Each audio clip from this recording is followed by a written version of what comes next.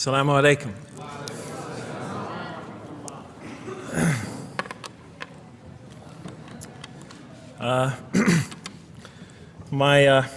I've come from the University of Kansas. We're playing in the Final Four this very instant. So I want to let you know that you've asked a lot of me today. No, I'm just joking. All right, very briefly, I just want to talk a little bit about what the Quran has to say about the purpose of life. I think this is an extremely important subject, especially for Muslims living in America, because we're sort of a minority, a new religion here, and many people are interested in what we believe. And I think the primary question that people want answered when they first consider another religion is how that religion views the purpose of life, the purpose of of our existence here. And so I'm going to begin, though, talking about an atheist's point of view, because I want to talk about what sort of answers the Quran might have for an atheist. So to begin this, I need to talk for about 5 or 10 minutes about what I believe contributed to my becoming an atheist, because I grew up in a Christian family.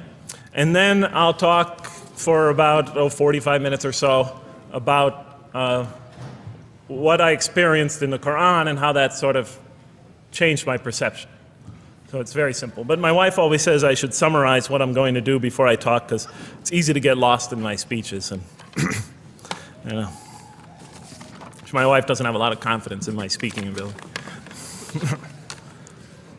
Okay, so let me start out by mentioning that my mother certainly played no role in my becoming an atheist. My mother was a wonderful woman, a beautiful lady. She had tremendous dignity and class. The neighbors loved her. She was a registered nurse, and she put in many extra hours at the hospital. She worked in the ward that dealt with dying patients, and when I would come and pick her up late from work at night, not all the patients, but many of the patients would drag me over and talk to me and tell me what a wonderful woman my mother was. When she died, her funeral was packed, and person after person that came up to me had a story to tell about my mother and her goodness. Time and time again, people described her as, "Jeff, your mother is a true saint." She was a deeply religious woman, a great mother, a great teacher, a gentle person. She never cursed. I never heard her curse, swore, ever in her whole life. Never heard her speak to anybody rudely or speak about anyone rudely. She was a tremendous example of a truly religious person, and she didn't wear it on her sleeve. It was just slowly but surely you could see it just in her day-to-day interactions with people. My father, on the other hand, was a difficult man. My father, for some strange reason, had this tremendous rage inside him. I don't know where he got it. He had this terrible violence inside him.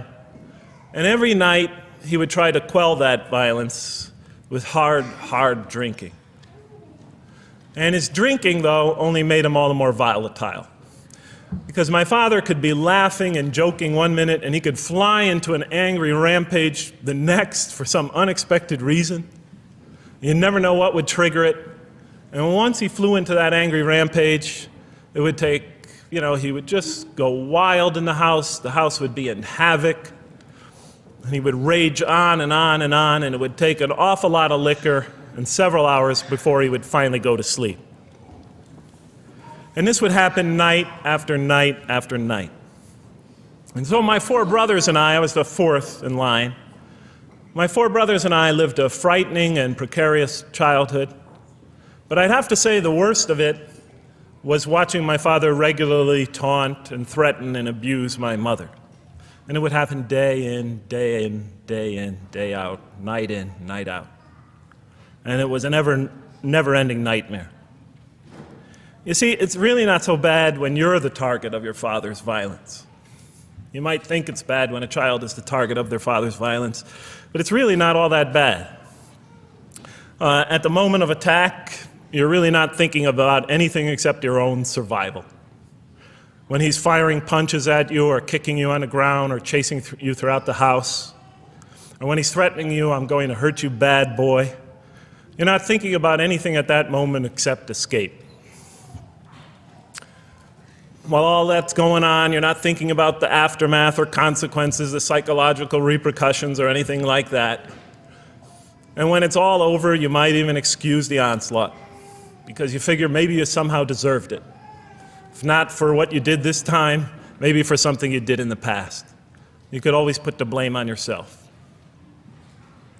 But a far worse fear is the terror that overcomes you when you watch your father go after your mother.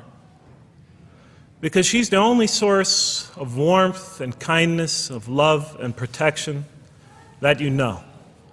And if he were to take that away, from a little boy's standpoint, then you lost everything. But far worse than the fear is the guilt, and it comes over you from several directions.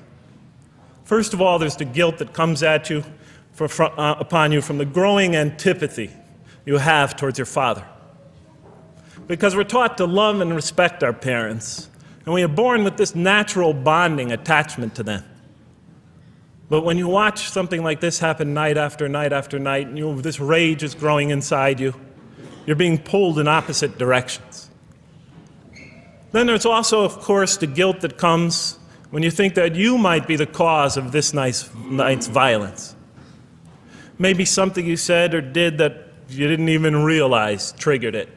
Maybe just your father's dislike of you triggered an argument between your mom and him that is now raging on downstairs.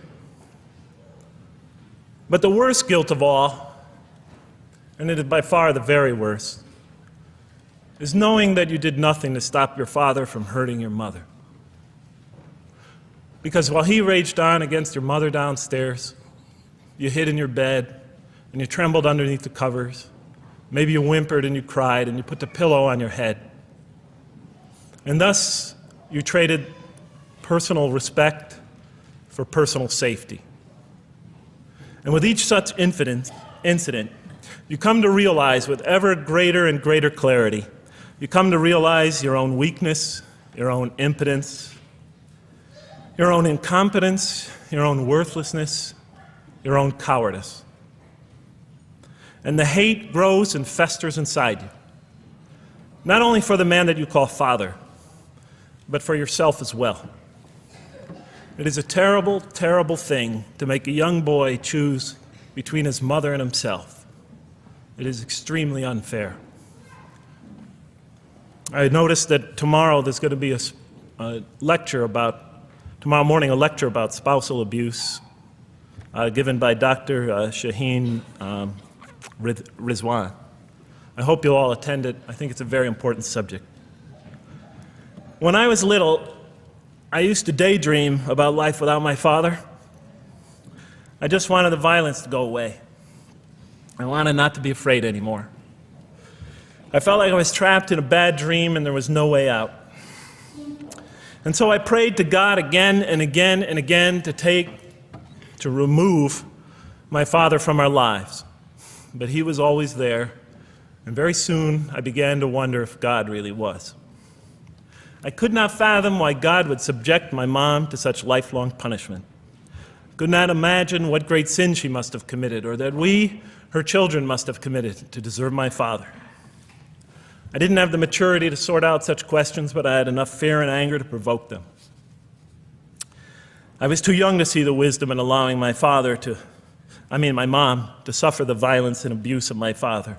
I was too young to understand why God would let innocent children tremble night after night after night in their beds, fearing that they might not see their mother the next morning. I was too young to see how the mercy of God could even extend to my father with all his terrible failings. All I could see in my world was chaos and violence and fear, and so it became easy for me to question the existence of God. And I began to do that at a very early age. I think I'll even say that the turmoil of the 60s and 70s that's the age when I was a teenager in the late 60s, early 70s, only reinforced my skepticism. When John and Robert F. Kennedy were assassinated, or Martin Luther King was gunned down, when Vice President Agnew was kicked out of office and Richard Nixon soon after him, when the race riots erupted in city streets like mine, and gang fights erupted in our cities, many of those which I was involved in, when I saw the bizarre and senseless carnage of Vietnam, they all confirmed the lesson that was already ingrained in me and that my father had taught me so well, that the world is dominated by random, consuming, undiscriminating violence. And very soon I began to ask why. Why would God make it that way? Why wouldn't he just pop us into heaven from the first and spare us all this suffering? Why does he let little children in Vietnam get napalmed and run down the street naked on fire when they had done nothing to deserve it? Why does he let the race riots go on? Why does he let the leaders be assassinated? Why does he just let the violence go on and on and on for people who had nothing to do with it? It wasn't of their own making. Why didn't he just make us angels and pop us into heaven if he could make us angels, which I was always taught he could? Why did he make us so susceptible to sin? Why didn't he make us impervious to it, like he made the angels? Is this the best world he could create, I thought? Is this the most perfect world he could create for our existence, for our beginning? I just couldn't figure it. And all the explanations I received from priests and doctors and lawyers, from whoever, spoke to me or taught me, they just didn't make sense to me. In any case, so I became an atheist when I was 16, even though I was going to Catholic school at the time. Declared myself an atheist in one class. It was a confrontation between me and a priest. We were talking about God and the purpose of life. And I expressed my views, and he said, well, then you don't believe in God. I said, well, I guess I don't. And then through my junior and senior year of high school, I got an F in religion, even though I continued to do very well on the tests. In any case, when I was 28, to make a long story short, some friends of mine gave me a copy of the Quran. And one night I was sitting in Diamond Heights, my apartment in Diamond Heights in San Francisco. I was working that time at the University of San Francisco. I was 27, 28 at that time, I can't remember. And I ran out of stuff to read, and I took this gift that my friends gave me and I began to read it. And I came to the first verse. Well, I opened the Quran, read the first page, then the second, and then very quickly, in the second surah, about 37 verses into the Quran, I came upon the story of mankind. And I have to admit, I read through it very quickly. It was about 9, 10 verses long, story of the first man and woman. And I recognized some of the details. It was similar to what I had learned when I was a child, but I noticed that there was something wrong. It was apparent to me that whoever authored this Quran, of course I wasn't a Muslim at the time, so I didn't have any idea who that was, whoever authored this Quran clearly did not understand the real meaning of the story, because they had obviously gotten the details confused. They didn't even understand the whole purpose of the story. And so I just read through it once, and then I read through it again, just to try to see what kind of point the author was making, and then I read through it a third time and a fourth, and then I realized this is something strange going on here.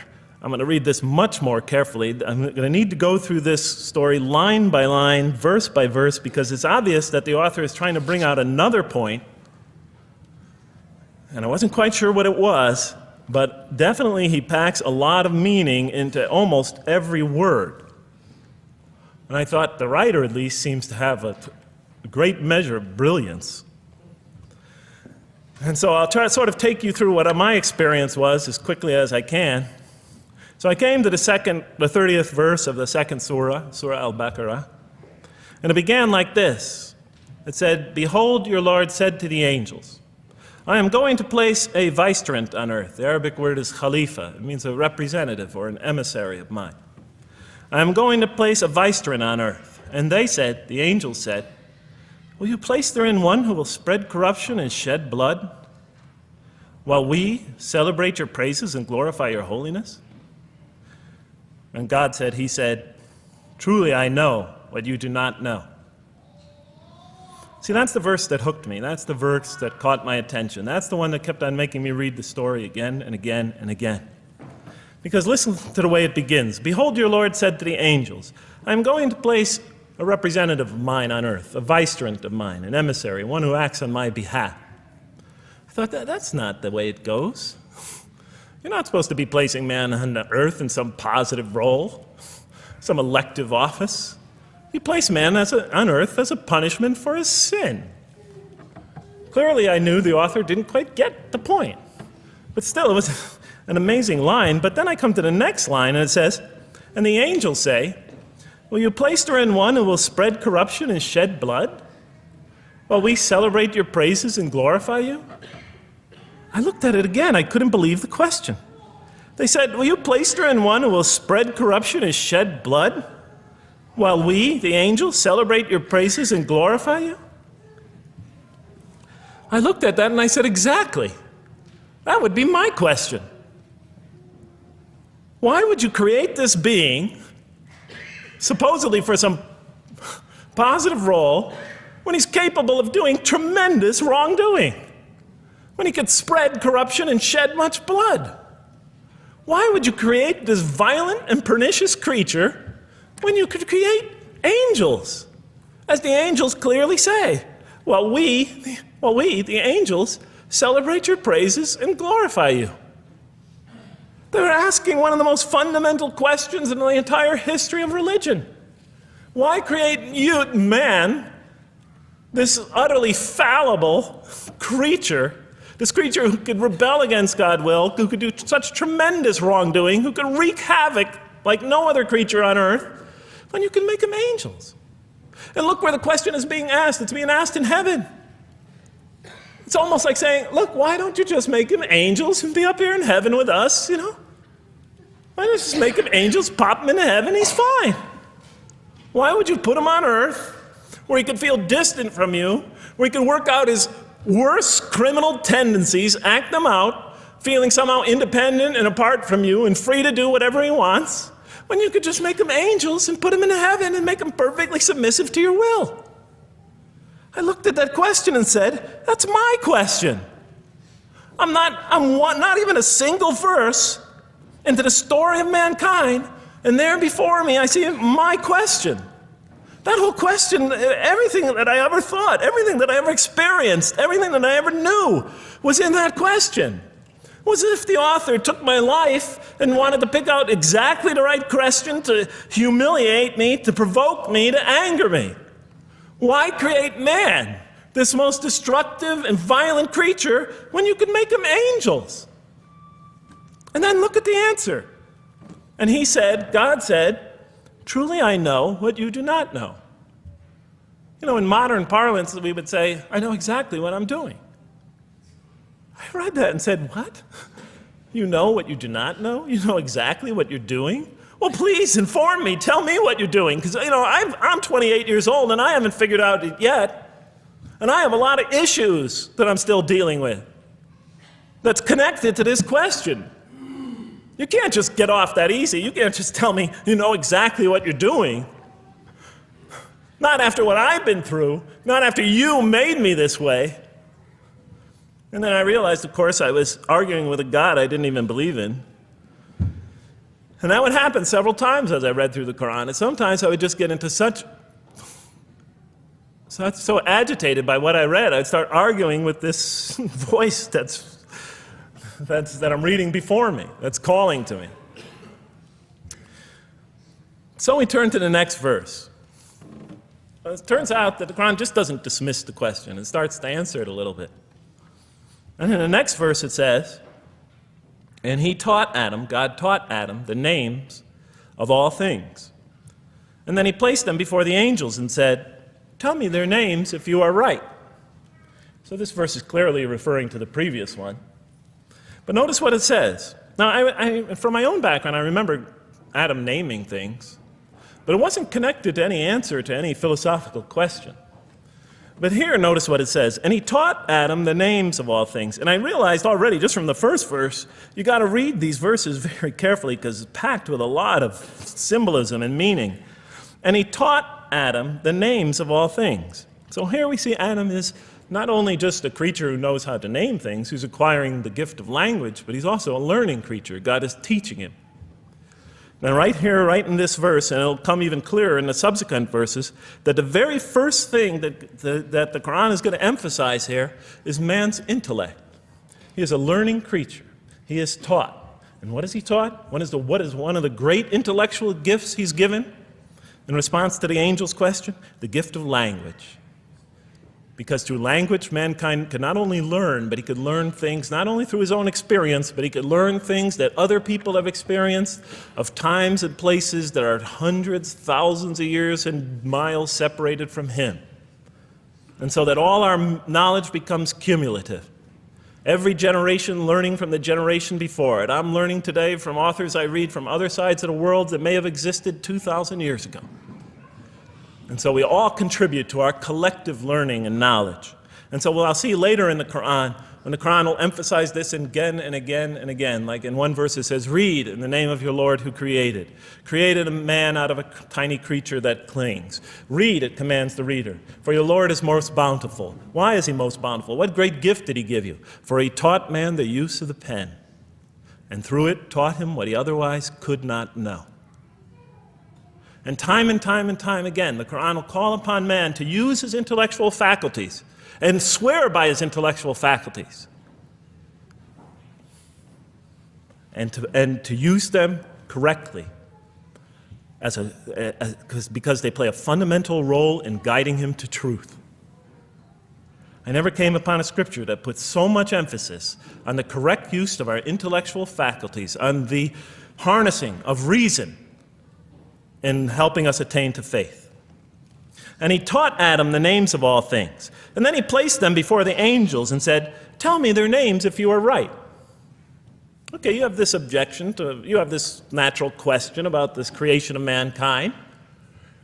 Here, this mankind is this human being, this human creature is a learning creature. He has many intellectual gifts. Here, I'm going to place these things before you. Tell me their names if you are right about man. And what did the angels say? In the next verse they say, glory to you. We have no knowledge except what you have taught us. In truth, it is you who are knowing, the wise. They say this task, this intellectual test that's put before them is beyond their grasp. Notice what they emphasize. We have no knowledge. This would take knowledge. This would take an intellect that they don't possess. In truth, it is you who are knowing, the wise. You got it. It's easy for you. You're the knowing, the wise. You have knowledge. You have wisdom. But this would take knowledge and wisdom that is beyond us. And so in the next verse we read, and he said, "O Adam, tell them their names." And when he had told them their names, notice how it's just like it's nothing for him. For mankind, he has this phenomenal ability. And when he had told them their names, as if it's just a triviality for man, he names them. "O Adam, tell them their names." And when he had told them their names, God said, "Did I not tell you that I know what is unseen in the heavens and the earth? And I know what you reveal and conceal?" And he's clearly going back to the angel's question. Yes, you have these natural concerns about the creation of mankind. Yes, he could do these evil things. But look at this tremendous intellect he has. This is something you have overlooked, that you haven't considered. And that's clearly the point of these verses. Even though I felt that the author didn't quite, it was as if I realized that he didn't misunderstand the story.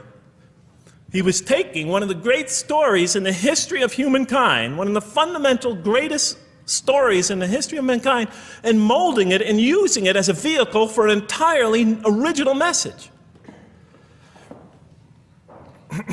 And God said, "Did I not tell you that I know what is unseen in the heavens and the earth? And I know what you reveal and what you conceal?" In other words, didn't I tell you I know exactly what I'm doing? And then in the next, and didn't I not tell you that I know what you reveal and conceal? I looked at that. What question what did they reveal and what did they conceal? What did their question reveal and conceal? I thought about it for a minute. Oh, it's obvious. What did their question reveal? You just go back and look at the question. It revealed the sinful and sinister propensities of man. I mean, it's obvious, right? Why are you all looking at me like that? You're starting to scare me. You're all looking very serious. Am I losing you? Wow. Okay. So, they revealed the sinister and evil propensities of man. But what did their question conceal? And all you have to do is think about it for a minute. Human beings, yes, they could do evil. Yes, they could do wrong. Yes, they could create misery. But they could also do exactly the opposite. They could choose to do evil. They could choose to do tremendous good. They could choose to do tremendous violence. They could choose to show tremendous compassion. They could choose to be, to live by falsehood. They could choose to live by the greatest truths. They could be terribly ugly. They could be terribly beautiful. And up until that point in my life, I, like the angels, that only saw one side of the coin. And for the first time when I read that verse, believe it or not, it was an eye-opener for me. I had always been obsessed with the evil potentials of human beings.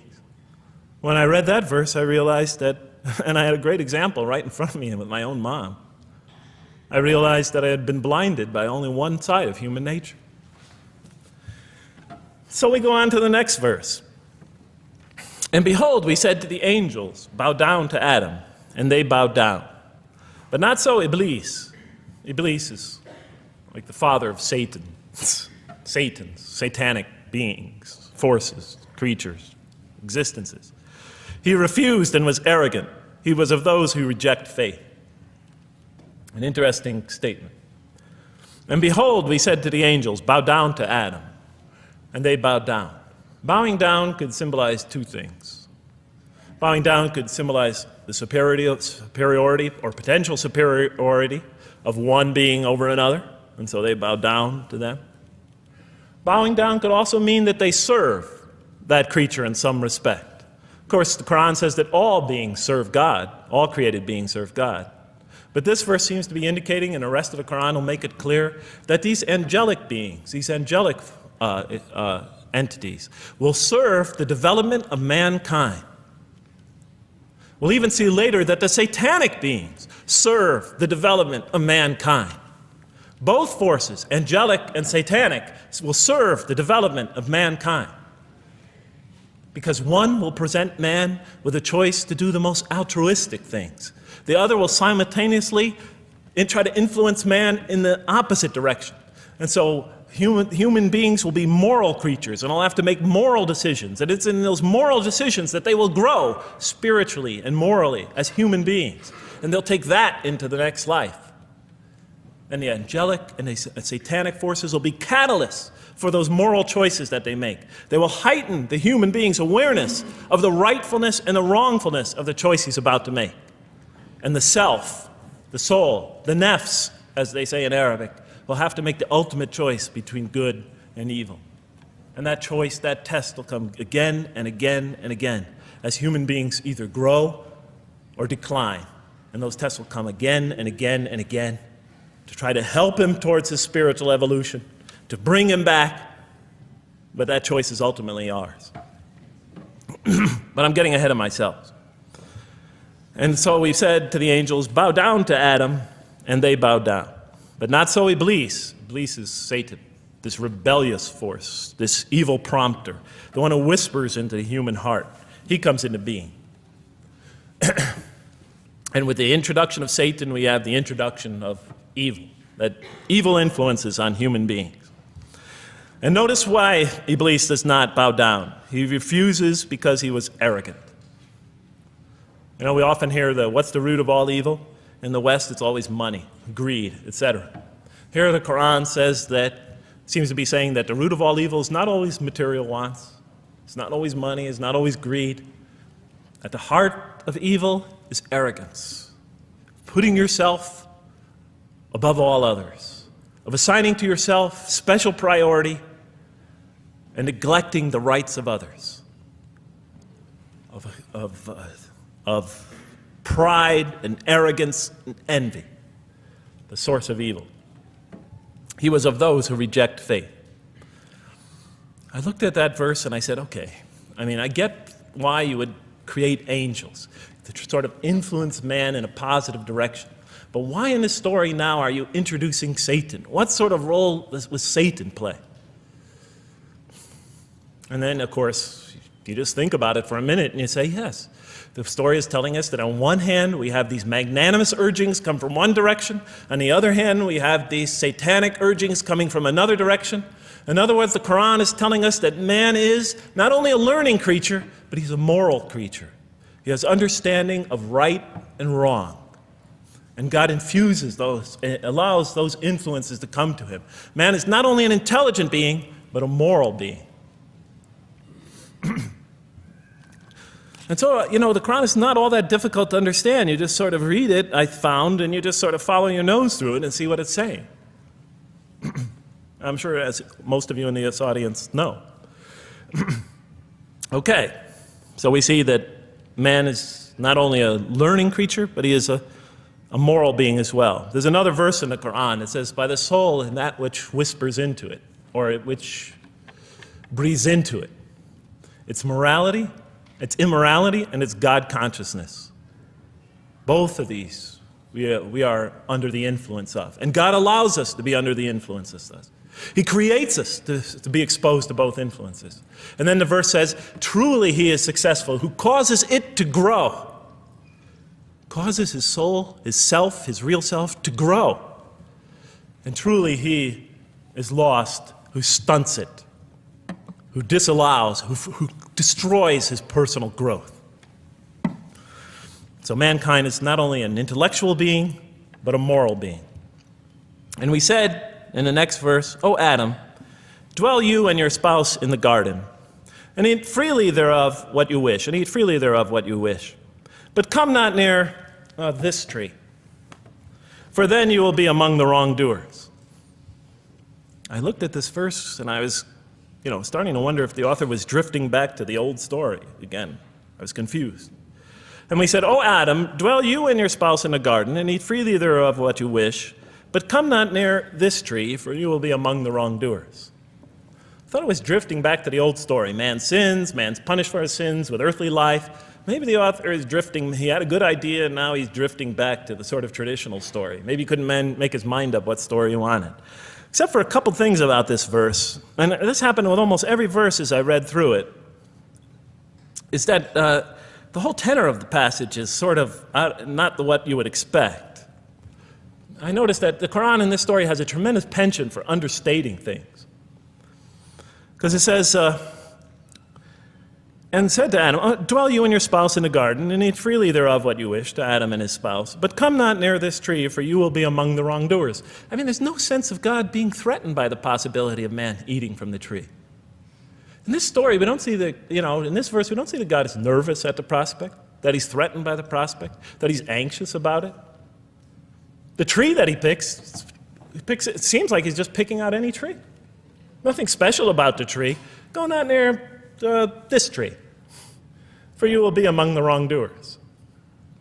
Satan will later come to him and tell him it's a tree of eternal life, of a kingdom that never decays. Turns out to be a complete falsehood in his part. Nothing special about the tree. It's just a tree. God's not nervous at the prospect at all.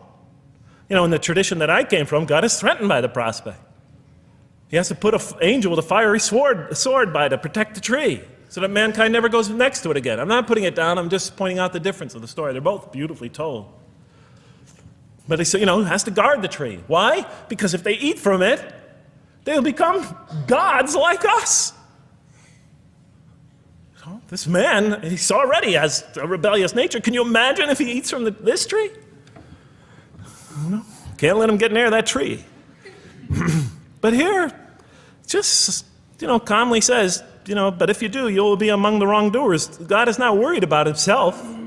It's just warning man, making it clear that if you do this, you've committed a wrongful deed. Again, the whole tenor of all these verses that you read through it is God knows exactly what he's doing. Okay, next verse. But Satan caused them to slip and expelled them from the state in which they were. And we said, go you all down, some of you being the enemies of others, And on earth will be your dwelling place and provision for a time. What? I said. I mean, you know, I was expecting now the rage, the anger, the violence, the jealousy. That's what I was expecting. Okay, they eat from the tree. Where's the rage, the violence? I'm going to punish you now. You're going to sweat on earth. And you're going to suffer, and you're going to stub your toe, and you're going to work, and you're going to labor. And you're going to die there for what you did. And where is the woman? All right? And the woman. All right? She's the one who's going to suffer the most. Right? She'll have to suffer labor pains and monthly cycles. Right? And bleeding and crying out when her children come into the world. And she'll scream out. And worst of all, the greatest humiliation, the man will rule over her. When he's obviously her intellectual inferior because she and the angels she and Satan seduced him, and he just bumbled along and committed a real, wrong deed. Well, I don't mean to make light of it. But the story is obviously different, though. No threat here. As a matter of fact, look at the way it says, "O Adam, dwell you and your spouse in the garden, and eat freely thereof what you wish. But come not near this tree, for you will be among the wrongdoers." Then they make the mistake. But Satan caused them to slip and expelled them from the state in which they were. And we said, "Go all you down, some of you being enemies of others, will be adversaries of others. Some of you will be adversaries of each other, and on earth will be your dwelling place and provision for a time." This is not a deity losing it. If you look at it, I mean, on earth will be your dwelling place and provision for a time. That's not the words of a God that has got lost, that is really extremely upset. On earth will be your dwelling place and provision for a time. When I walked into the hotel today, and they said, and it's this nice one up here, I don't know the name, I can't remember the name of it, but it has a continental breakfast. And they said, your room will be room 111, and there's a continental breakfast in the morning. I didn't say, I didn't think they were mad at me. Because they said, you're going to sleep here, and this is going to be your provision in the morning. Oh, thank you. But notice something else about this verse. I mean, when you read these verses for the first time, I don't know, maybe I'm nuts. And many people think I am. But when you read these verses for the first time, I mean, this is just so much that catches your attention. But Satan caused them to slip. I remember, I couldn't get that verse out of those words out of my head. Satan caused them to slip. To slip? The greatest sin in the history of the human race, and it's called a slip? In my culture, slip means, you just momentarily, for a fraction of a second, you lose your focus. It's not a big deal. My Uncle Bob used to always say to me, Jeff, I'm sorry, I'm 5 minutes late, I slipped up. The understanding is it's no big deal. It's just a slip. That's what we say when we make a minor mistake. I slipped up. Don't worry about it. Never happen again. A slip, I said? Momentary loss of focus? The greatest sin in the history of humanity? Why we're all here? Why we're all suffering? Why we experience death? A slip? I didn't believe it. I went to my Arabian friends at that time. I didn't know any Arabic. They came to this verse. We went through it line by line. I said, now don't change any words. Just read them one at a time. But Satan made them, and I said, okay, this one right here. What does it mean? Tell me what that means. They looked at it, it says, slip. Slip. And expelled them from the state in which they were. A slip, I thought? But then maybe I was trying to force the traditional understanding, the traditional interpretation. Maybe it was just a slip. I mean, after all, they didn't commit murder. They didn't commit robbery, rape, pillaging, assault. They ate a couple of pieces of fruit. It's not the greatest sin in the history of humanity by any means. And then the next verse says, and then they were expelled from the state in which they were. Well, what state were they? Let's see now. Let's go back from where we started. First, mankind is being taught. We see he's an intellectual being. Then we show he's a moral being. Moral being means he's a being that's going to have to make choices. And then God gives him this choice. It's not a huge deal. It's not the gravest sin in the history of humanity by any means. It's minor by any standards. They make it, though. We see that God originally intended to put man on earth as his vicegerent. We see a period of preparation where he's being prepared intellectually, where he's growing as a moral creature. When does God finally put him on earth? What signals that he's ready to begin? He makes his first independent choice. It's not the worst deed in the history of humanity.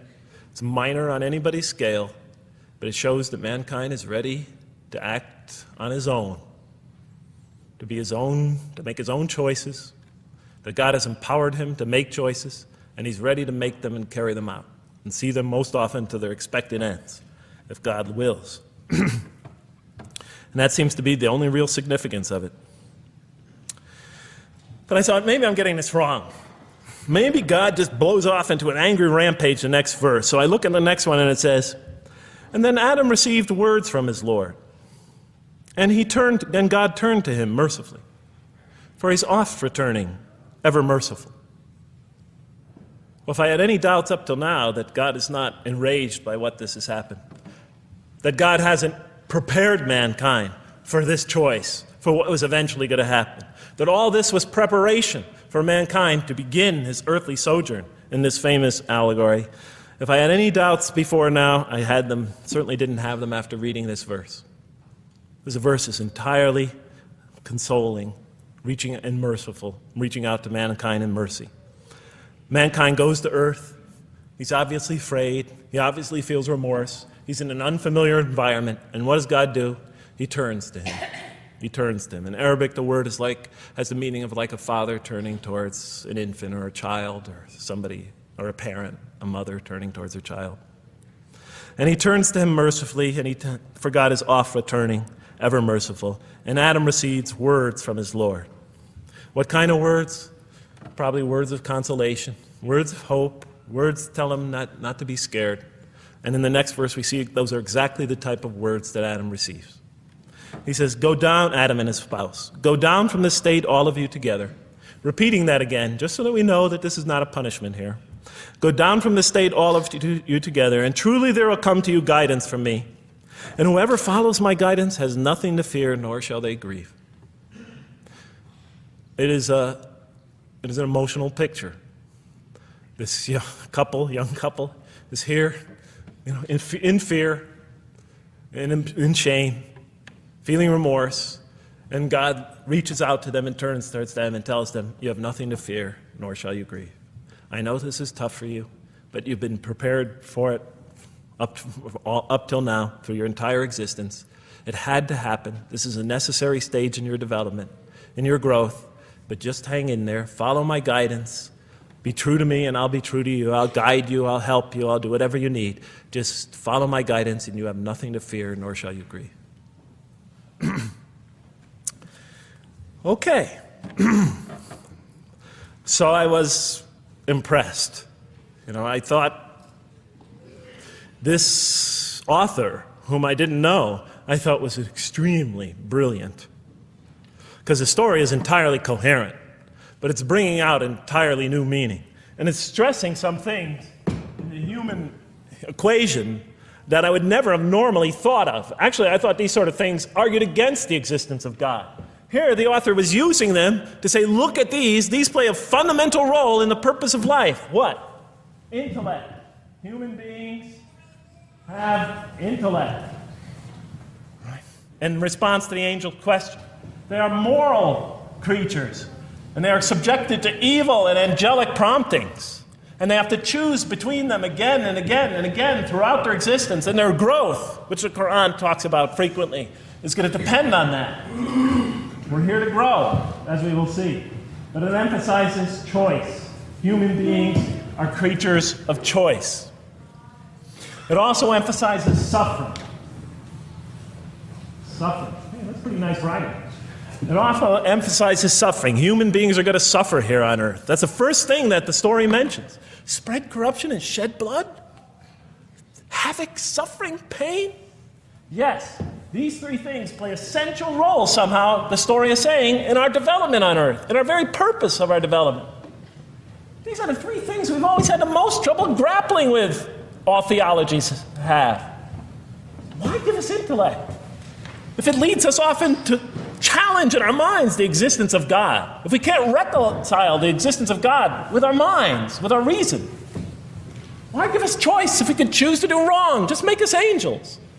Why let us suffer so on earth? Just pop us into heaven.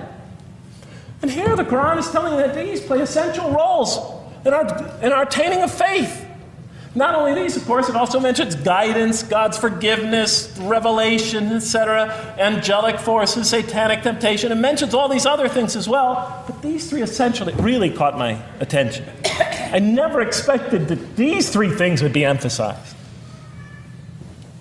And so as I read through the Quran, I looked, anytime I saw anything that seemed to relate to this, I would write down notes and underline it.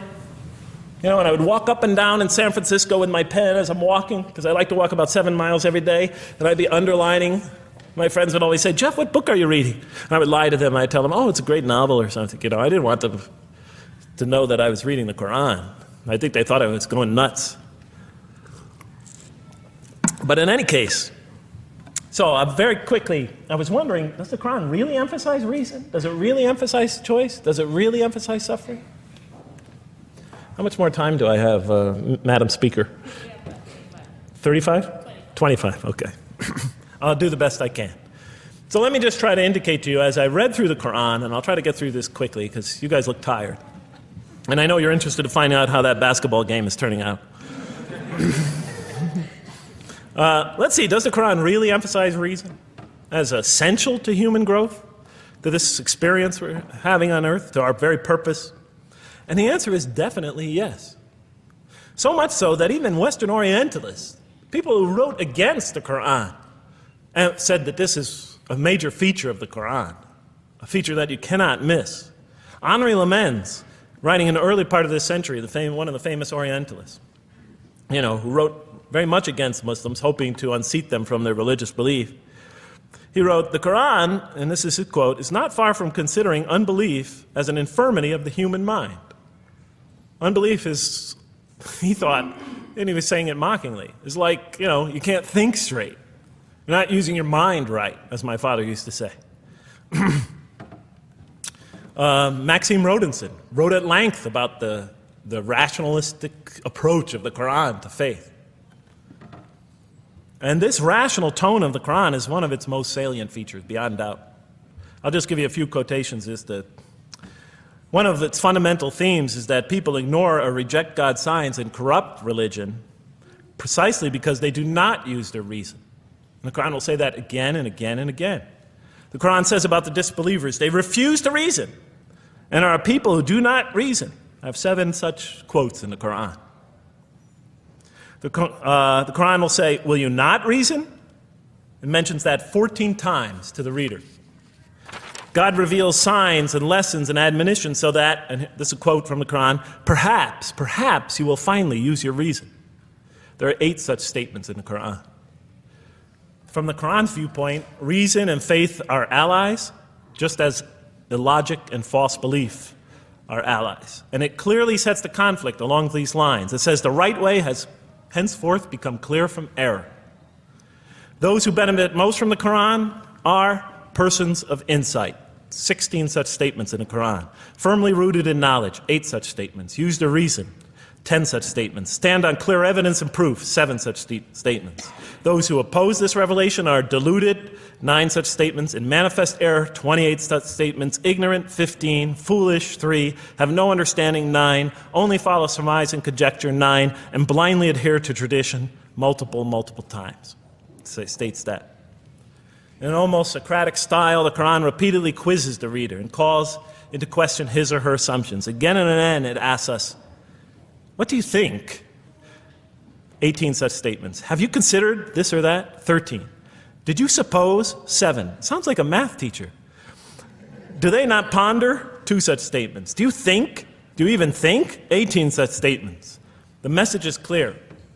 To gain truer faith, we need to free ourselves from inherited notions and examine our beliefs rationally.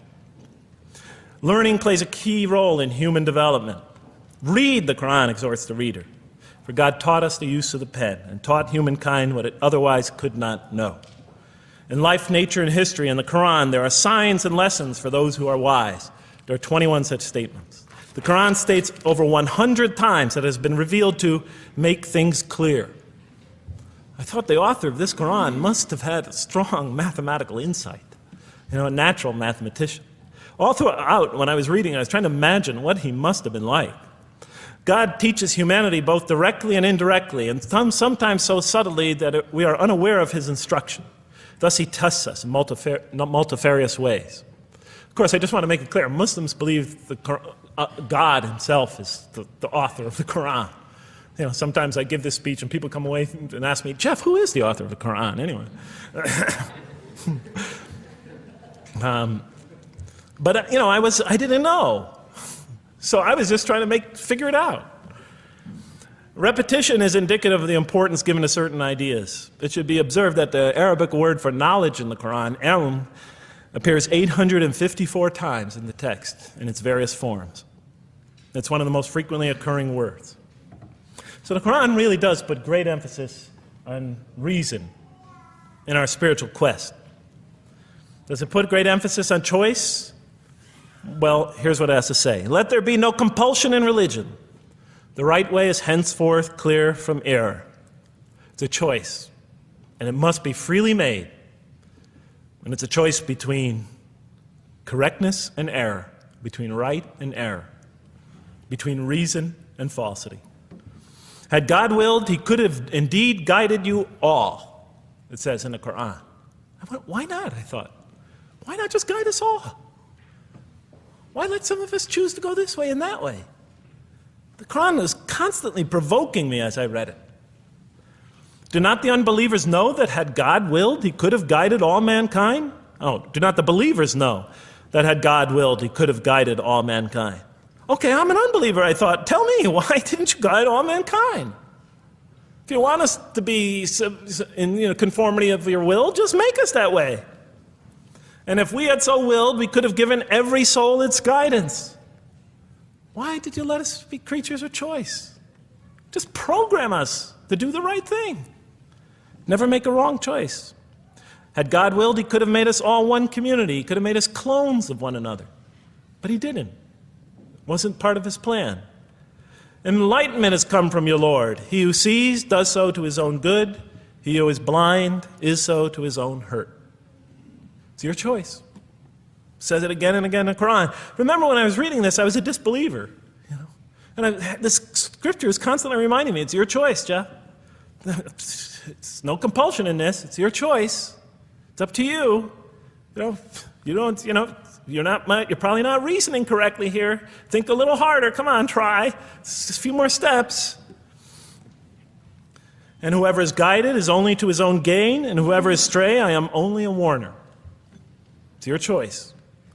We have revealed to you the book with the truth for mankind. He who lets himself be guided does so for his own good. He who goes astray, it's to his own hurt. It's his choice. There are many, many such references. I'll stop there. But you get the point. The Quran clearly emphasizes that choice plays a key role in our development. But what about suffering? Suffering's the biggie, right? That's the real major question. What does the Quran have to say about suffering? Because every religion deals with suffering in a different way. It's either something you have to be saved from, and so some religions stress salvation, or it's something that you have to sort of transcend through meditation and training so you can sort of not feel it so much, get above it and beyond it. Some religions see it as primarily punishment. Some of the more ancient religions see it as the result of the precarious and whimsical, control of many gods working against each other, playing with human beings. Different religions have dealt with it in different ways. But almost all of them, I would indeed say all of them, have sort of seen it as something not so good. But let's see what the Quran has to say about it. Something to be avoided, to transcended, to be saved from. The Quran says just the opposite. You are going to experience it. You will suffer in this life. And it plays a fundamental role in your development and your growth and in what you are to become. This scripture didn't just say you're going to experience it. It said you should embrace it. You should struggle through it. Your life should be a struggle, it says. It should be a jihad. Yeah, right?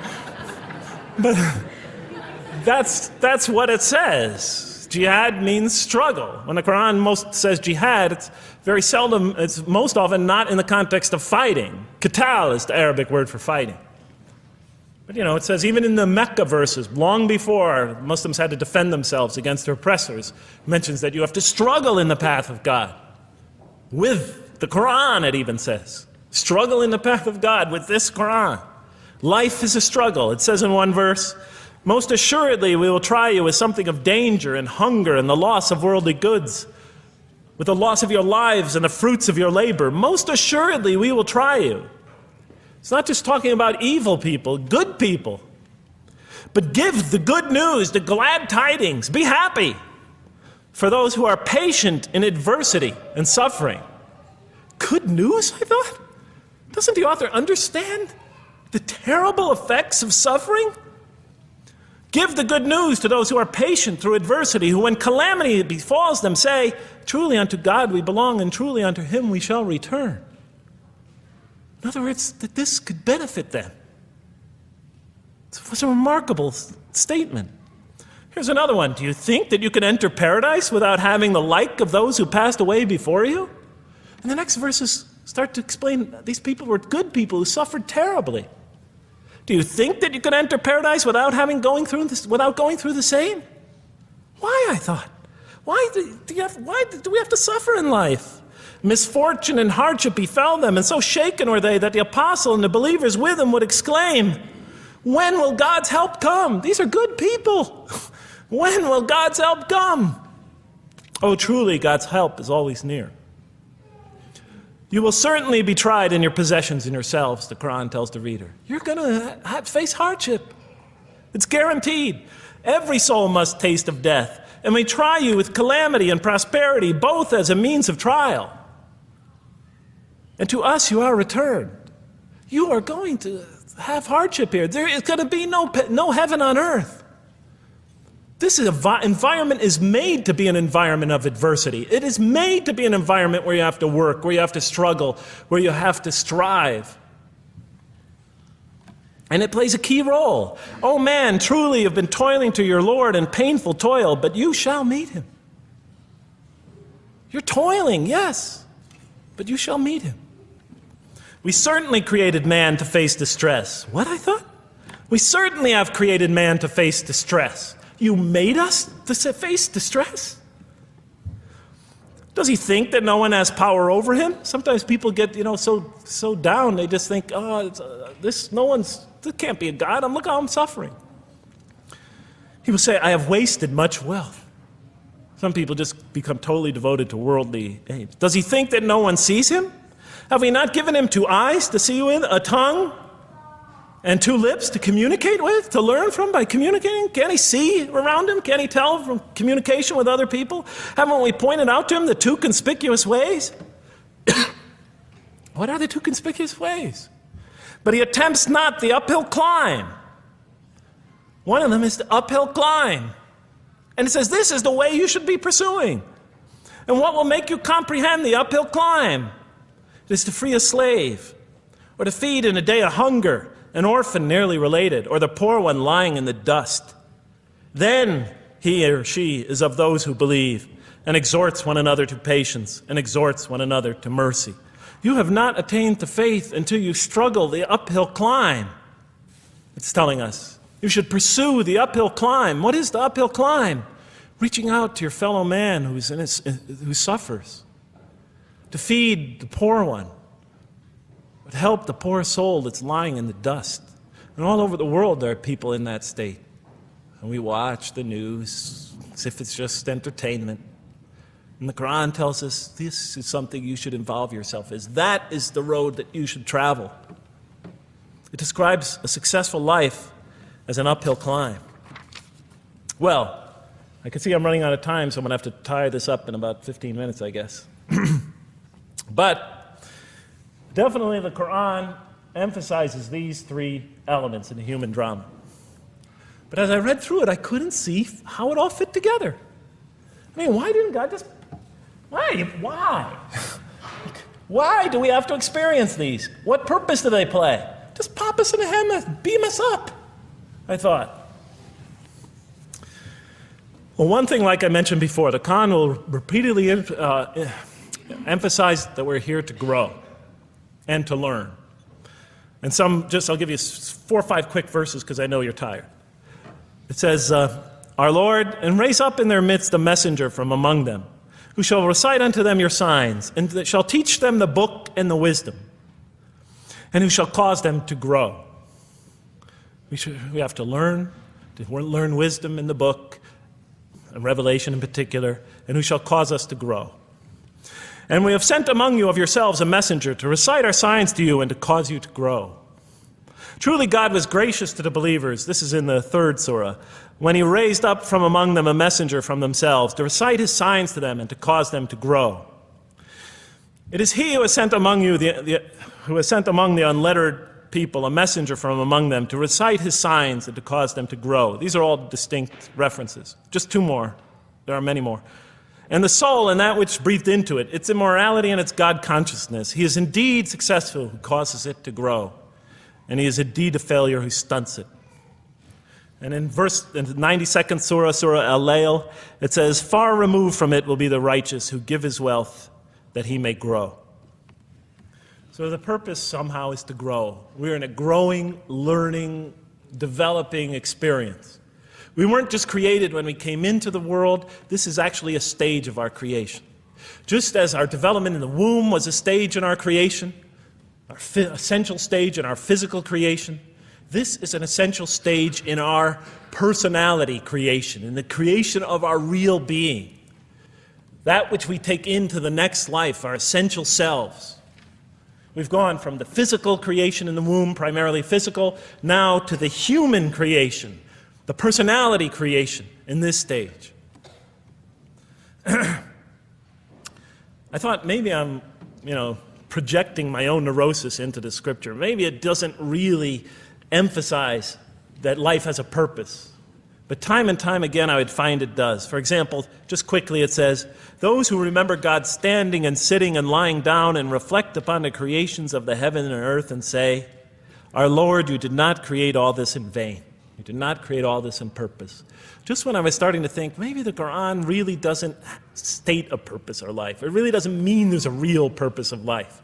Maybe I'm reading into it something that is there. I would come upon verses like that would force me to just read a little further, make me think, well, maybe it's just around the corner. We have not created the heaven and the earth and whatever is between them in play. If we wished to take a sport, we could have done it by ourselves, if we were to do that at all.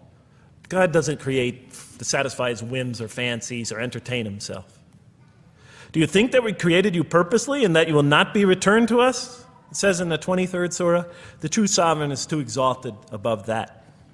In the 44th surah, we did not create the heavens and earth and all that is between them in play. That serves a purpose.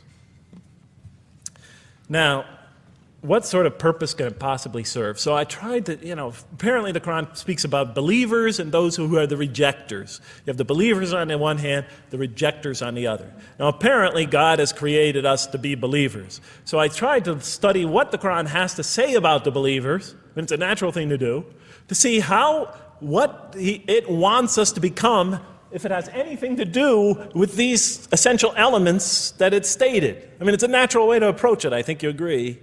Do you agree? Somebody nod your head. That's what I say to my math students. Just one head nod is enough for a mathematician. Get one head going, okay, I did my job. Okay.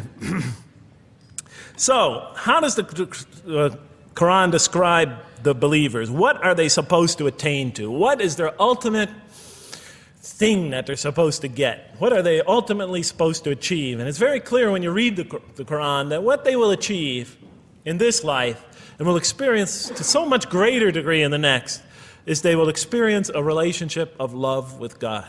They will turn to God in love and God will turn to them in love. In the Quran, God's mercy, compassion, forgiveness, kindness, beneficence, warmth, generosity, all the things we normally think associated with God are freely given to all mankind. But when the Quran speaks of God's love, we would normally think of that as God's love. But when the Quran speaks about God's love, it's talking about something very special. His love is always presented as a relationship between two. If we do not turn to God in love, then we just receive His mercy, forgiveness, kindness, beneficence, warmth, generosity, all those wonderful nurturing things, His nurturing, and we reject it. And so we never really experience that love, because we never really turn to it and open ourselves up to it. It is always there for us, but unless we enter into that relationship, that love, that give and take, that relationship of love never develops. We reject it, and that's what the word kafir means. It means to reject, to turn your back, to ignore, to throw a gift that someone gives you behind your back. And so the Quran tells us that the believers will experience this sublime relationship of love. It says, "Yet there are men who take others besides God as equal, loving them as they should love God, but those who believe love God more ardently. Say, if you love God, follow me, and God will love you and forgive you your faults, for God is the forgiving, the merciful. O you believe, if any from among you should turn back from his faith, then God will assuredly bring a people he loves and who loves him." And throughout the Quran, I'll mention time and time again that God loves the believer. God loves this type of person. God loves that type of person, and so forth and so on. So it's quite, and I'm trying to pick the speed up here, so you'll have to excuse me for that. But it is apparent from the Quran that one of the purposes of creation, maybe the essential purpose of the creation, is to produce from this subset of humanity that will freely enter a relationship of love with God. They will not only experience the beauty of other relationships in their lives, but this love that they will experience with God is the sublime experience that they will enjoy. Not only in this life, but infinitely greater in the next, when all the distractions, all the masks are stripped away. Okay, I thought, you created us to love you, for us to turn to you in love and to experience your love, to receive and experience your love. But why do you need these? Just pop us into heaven, love us, and make us love you. Program us to love you. You'll make my dog love me. Do the same sort of thing. I kept on coming back to the same issue. Just do it. Okay. Still couldn't see it, and I was almost through the Quran, and I thought either I'm dumb or this scripture just never really got to it. Okay, so I didn't give up. I thought, okay, what's the next natural thing to do? Okay, so we're here to develop this relationship of love with God. The Quran tells us that, if we are believers and we do good, we'll experience great joy and peace in this life, not only through our relationship with God, but through complementary relationships with all the people around us, and this world will be a one for us of peace and serenity, even though we have to struggle and survive and suffer. But I couldn't see, how this all tied in with this suffering business, and why he couldn't just put us into heaven. So what's the next natural thing to say? Okay, so we're created to have this relationship of love with God, to enter this relationship, to experience and receive all that he has to offer us. So the natural thing to do is to study the two partners in that relationship. What does the Quran have to say about us, the believer? What does it ask of him and her? What does it require of them? And then what does the Quran tell us about God? And then is there some essential nexus, some essential connection between them, and does it have anything to do with these? Because if the Quran doesn't show that, then the essential link that links all this together, that pieces it all together, is missing. And as I thought to myself, whoever this author is, and by now I knew he had fantastic genius, even though he came from the primitive confines of the most backward, most uncivilized sector of humanity, of people that had no literary history, really, to speak of, no great works of literature, no scriptures that preceded him, even though he came from the desert of culture, even though this came out of that environment, and the mind behind it had to be tremendously phenomenally genius to come out of that surrounding and produce something like this. If that essential link was missing, I knew that, he was great, but, and extremely great. But, what do you expect? How could anybody answer those questions? Nobody in the history of humanity has been able to answer them. Okay, so I thought, first I'll see what the Quran has to say about the believers. What does it require of them? Then what it has to say about God, and see if there's some essential link. Are you following me? You're giving me the note. Get off the stage. Okay, I'll do my best. It's a deep subject. We're almost done. Bear with me a few more minutes. I'm sorry, really. I know Siraj Wahaj, when he gives these sort of speeches, he always says, okay, I'm finishing up now, and then 10 minutes later he says, you thought I was telling you to... I won't say that, but just give me a few more minutes. Bear with me. Okay, quickly. What does the Quran ask of the believers? From the Quran's many exhortations and its descriptions of acts and types of individuals loved by God, it's not difficult to compose a partial list of things that the Quran wants us to do, which it calls good deeds, time and time again. To believe in God, to have faith in God, to have a relationship with God, and to do good. So what does it describe as these good deeds? Well, as I read through the Quran, it says that, can I take this away? Remember, intellect, choice, suffering. It says we should show compassion. Show compassion. We should be merciful. I have the references here, but just excuse me, I'm not going to list them all. We're running out of time. We should be forgiving. Forgive others. We should be just. We should protect the weak and defend the oppressed. Defend the oppressed. We should seek knowledge and wisdom. Knowledge, wisdom. Bear with me, ladies and gentlemen. We should be generous, truthful, and we should be peaceful. And we should love our fellow man. Love others. I'll just give you one verse because I know we're running out of time, Madam Speaker. Truly those who believe and do good will the most merciful endow with love. And to this end we have made this scripture easy to understand in your own tongue, so that you might convey a glad tiding to the God-conscious and warn those given to contention. So, to this end we have made this easy to understand, so that we'll learn to love others. Okay, that's all I'll say about that. I would like to say a lot more, but I don't have time. Now, what does the Quran tell us about God? You have to realize I'm just about through with the Quran here, my first time reading it. And now I was really caught. I searched my head. What does the Quran tell us about God? It tells us nothing could be compared to him. That he's outside anything that we may compare to. That our definitions do not encompass him. That our reason cannot comprehend him. That he is transcendent and we are finite. That he is immortal, he transcends time and space and we are bound by it. That he is immortal, we are mortal. He is uncorporeal, we are corporeal. That we have no way of comparing ourselves to him. Nothing could be compared to him. I thought, oh my God, I'm so close and yet so far. Because I'll never understand the essential link between us and God and why these three things fit into place. Because the Quran tells us that we could never really quite understand God. Or at least that's the way I thought. And so I put down the Quran when I had finished it.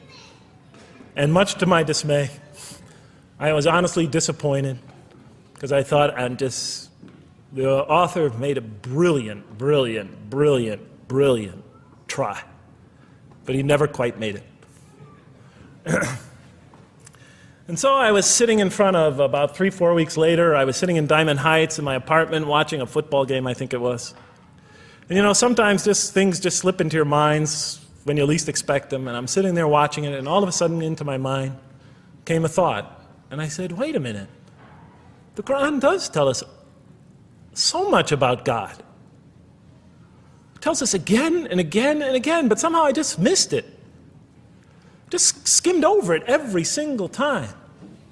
Because if you turn to almost any page, if you turn to the beginning of any surah, you could see time and time again essential information about God that I just thought was sort of a literary device, something to make it just sound more beautiful. Because if you turn to the beginning of any surah, you'll see the words Bismillahir Rahmanir Rahim, in the name of God, the most merciful, the most compassionate. If you read almost any passage, long passage, when you come to the end of it, it's punctuated by dual attributive statements like God is the merciful, the compassionate, God is the forgiving, the gentle, God is the kind, the protector, God is the generous, the truthful, God is, and so forth and so on. There are tens of thousands of such references in the statements in the Quran.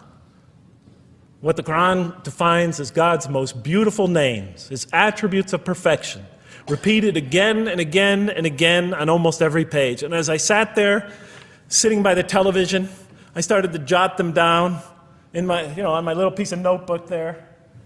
Same notebook I used to jot these down before. And I began to list from my own mind the attributes of perfection as I remembered them. And they were, God is the compassionate. God is the merciful. God is the forgiving. God is the just, the protector, the defender of the oppressed and the weak, the knowing, the wise, the generous, the kind, the truthful, the loving, the peaceful, the source of all peace, the truth, and so forth and so on. Every item I had listed in my list for the qualities that we human beings are supposed to develop, the Quran was telling me had its infinite source and perfection in Allah, in God. And then all of a sudden, all the pieces fell together. Then I suddenly saw it, as I see most of you probably see as well. That now, suddenly it all began to make sense to me. In what way do I say that? Well, it was now obvious why we had to develop these qualities. It was now obvious how these things on the floor here fell into place. And I'll just say it clearly. We're here to develop a relationship with God, to become closer to God. But how can you become closer to God when He's transcendent and you're finite, when He's immortal and you're immortal, when you're vice versa? When He's immortal and you're mortal, when He's unbound, fettered by time and space, and you are, and so forth and so on. How can you become close to that one? If I want to become close to you, I need to have something to share with you, something that we have in common. So for example, if I want to come close to this young man here physically, I'll approach him, because we both have bodies, and I can position my body closer to him. Physical presence, bodily presence is something we both share. If I want to become closer to that gentleman back there, if I want to become closer to him intellectually, I'll reason with him so we will have a convergence of minds, because we both possess reason. If I want to become closer to one of my sisters on this side emotionally, I'll try to appeal to their sentiments, because we both share feelings and similar types of experiences that generate those feelings. But how does one become closer to God? What do we share with Him? We share with Him exactly what He gave us. Because the Quran tells us that when we came into this life, He breathes into our spirit something of His Spirit. And that we come into this world with the seed of these very qualities within us. And we could either kill them, stunt them, as the Quran says, or cause them to grow. And when we grow in these, we grow in our ability not just to experience tremendous beauty in life through all this, but we grow in our ability to receive and experience the infinite beauty, the infinite peace, the infinite truth, the infinite compassion, the infinite mercy, the infinite, etc., all the way down the list, that only comes from the infinite perfect source of all these. The more we grow in mercy, the more we grow in our ability to receive and experience in this life and in the next, to an infinitely greater degree, the mercy of God. The more we grow in compassion, the more we grow in our ability to receive and experience God's compassion in this life through prayer and through ritual and through contemplation and through other experience of others. And of course, infinitely more in the next life, the compassion of God. The more we grow in our truthfulness, the more we grow in our ability to experience God, the truth, because all truth comes from God. The more we grow in these things, the more we grow in our ability to receive and experience God's attributes of perfection. The more we grow in our ability to receive and experience His being. And that sort of nearness we are growing to Him is tied to our essential nature and to His. It's more than just physical nearness. It's more than just a convergence of ideas. It's more than just a convergence of feelings. It's a convergence of essential beings. It's the closest type of nearness two can feel, two can experience. I'll just give you a quick analogy, because this helped my children.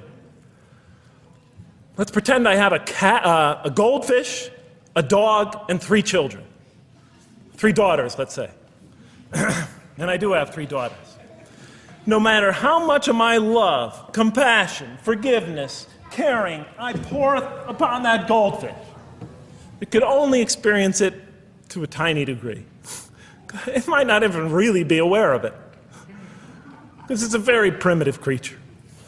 But my dog, on the other hand, when I show it all my kindness, all my love, all my compassion, all of what is essentially me, it can experience it to a much higher degree than my goldfish. And through its interaction with me, through its own trying to give its own self to me, we could experience a quite wonderful relationship.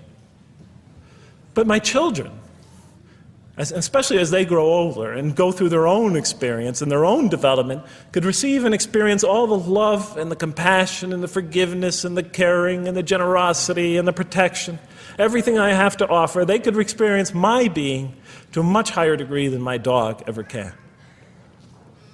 And we could have a relationship of beauty that I could never have with my dog. As much as I love animals, having had 3 daughters, I know that the relationship that you have with 3 beautiful daughters could never even come close. No other relationship could approximate that. Of course, my relationship with my wife is also extremely beautiful, and she might hear this. And she's a wonderful woman, really. I mean, she's the source of so much beauty. But, okay, Madam Chairman, I am ready. So that seems to bring it all together. So now, I thought, wait a minute. That doesn't explain this. Why the intellect? Why the choice? Why the suffering? I thought, you almost had me, this Quran. You almost duped me. You almost tricked me, seduced me into accepting this philosophy. But wait a minute. What about intellect, choice, suffering? Why do we have to experience these? Why couldn't you just programmed us to be merciful, compassionate, forgiving, etc.? Why do we have to go through all this? And then, of course, the answer came to me as quickly as I thought of it. So we are creatures, and we grow, and we become. And yes, and you could make us anything you want, but you can't contain any of those attributes I listed without these 3 things. In mathematics, we try, 3 premises that go into, proving a theorem. We try to see if we could take one of them away, and if it's essential. And all 3 of these are definitely essential. For example, you could program a computer never to make an incorrect statement, but it doesn't become a truthful computer. Never heard anybody say to me, Jeff, this Macintosh is the most truthful computer I ever saw. If it's programmed, it's not truth. You could program a CAT scan to help the sick, but it doesn't become compassionate. Never heard a doctor say, Jeff, if you want to see a compassionate CAT scan, you come right over here. Right?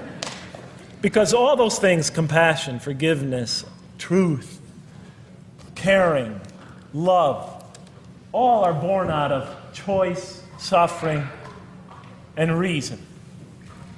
In order to do a compassionate deed, when we consider reaching out to someone in compassion, that person, first of all, that's inconceivable without the presence of suffering, an environment where there's suffering. And when we decide to help them or not, we reason in our minds, what is this going to require of me?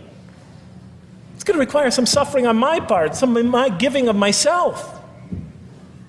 And without that mental process, it doesn't become a compassionate deed. And if it isn't by choice, it's not a compassionate deed. It's that choice that makes it compassionate. Same thing with truth.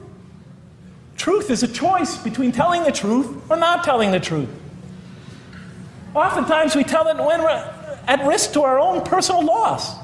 The more suffering that might come out of that choice, the greater is the truth behind it, the greater the act of truthfulness. And all the time we have to weigh the consequences of that choice. If I tell the truth there, my teacher's going to give me an F. If I don't tell the truth, I might get an A. We weigh it in our mind. Last example, the famous wedding vow. Do you take this woman to be your wife in sickness and in health, for richer or for poorer, until death do you part? What are they asking us? Do you knowingly make this choice, understanding full well what's at stake here? That it might involve richness but poverty, health or sickness, that suffering's going to be involved until death.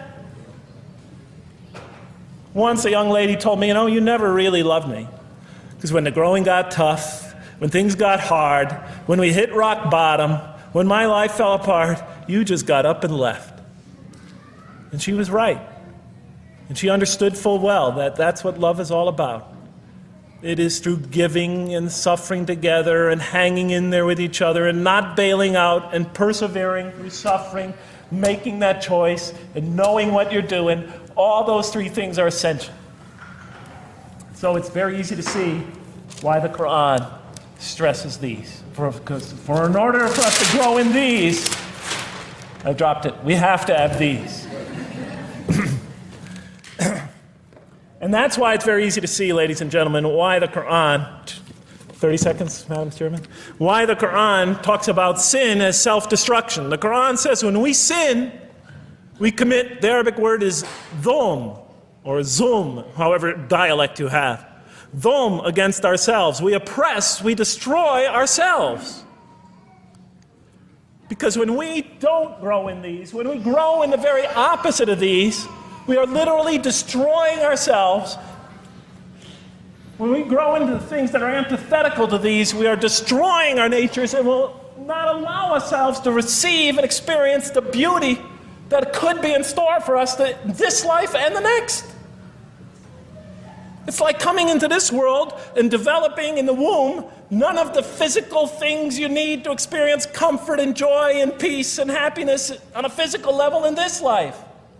It's as if you're coming into this life and you've destroyed yourself physically somehow in the womb, and you came into it and you had nothing to protect you from the cold, from the heat, from the harshness of the elements, from germs, from disease, nothing to protect you, nothing to satisfy, give you the ability to satisfy your thirst or your hunger, nothing for you to experience any physical comfort.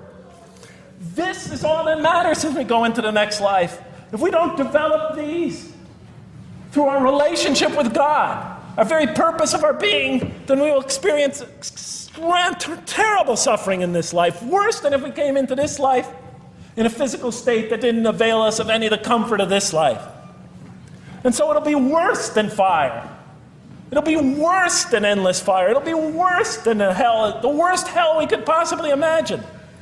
So the Quran tells us, that yes, when it talks about heaven and hell, it's used very powerful symbolic language, but what it essentially is telling us is imagine the greatest joy and wonder and peace and serenity you could ever experience, and that's what's open to you on the one end.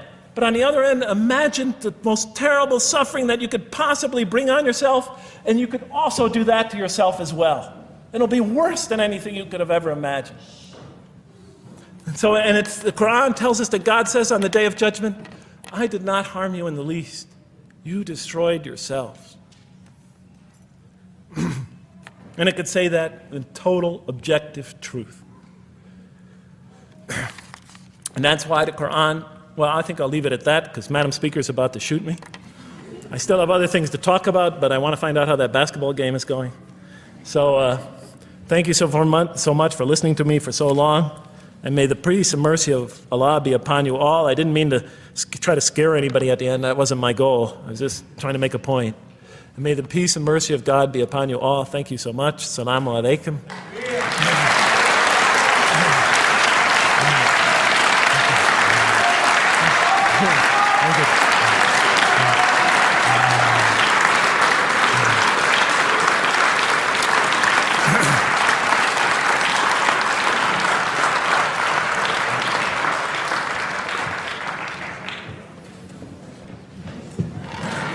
All right, we'd like to thank Dr. Lang for that very heartfelt, very long